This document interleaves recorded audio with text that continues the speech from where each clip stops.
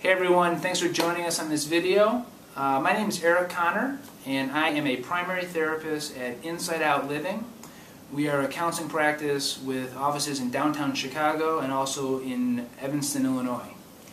And my name is Steve Lackey. I'm co-founder and partner of Insideout Living. At Insideout Living, one of our specialties here is treating sex addiction. And or even more so than sex addiction, let's say sexually compulsive behaviors. And people often wonder, what is that about? We get questions a lot about asking, what is sex addiction? Is this real?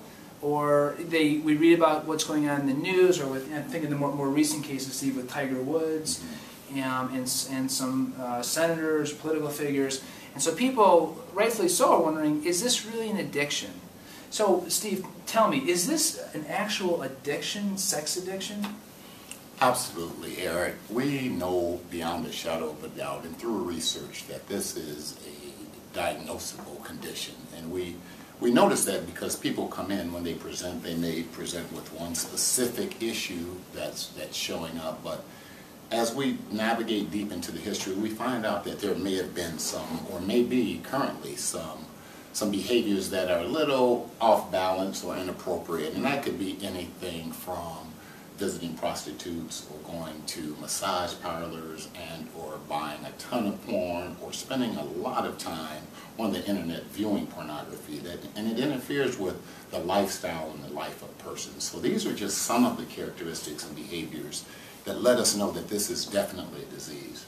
Okay, so if sometimes guys come up to me, or women can even approach me about using chat rooms, or guys will say that they use pornography every so often.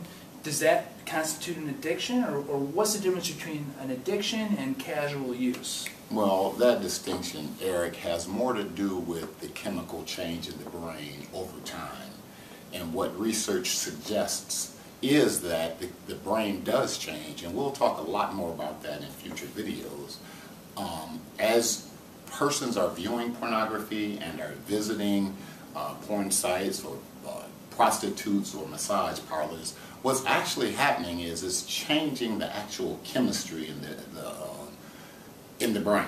It really is. And so again, we'll talk more about this in future videos, but right now we just wanted to be a little general and bring this to our viewing audience that this is a real problem. Absolutely. So, to summarize, sex addiction, it is a real thing. It is a real addiction. And like all addictions, it could start with infrequent use. But if it's an addiction, you'll find that over time, a tolerance develops. You'll need to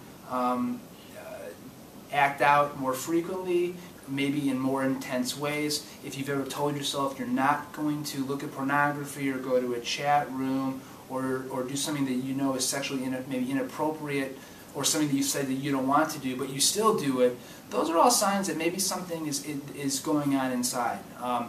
So the telltale signs are very similar to any other, and we're excited to kind of talk more about this. Yes. But in a very real way, there's a lot going on out there, and there's a lot being done, and no one's really talking about it. So we're excited to talk more in future videos, and we invite you to just check back to this channel periodically. And I think next video we're going to talk about the actual sex addiction cycle. There's a very common cycle that people go through that leads to acting out, and we'll talk a little bit more about that. And a little bit more about the neurochemistry behind that cycle that you're mentioning as well. So thank you. Great. Thanks for joining us, and hopefully we'll see you next time.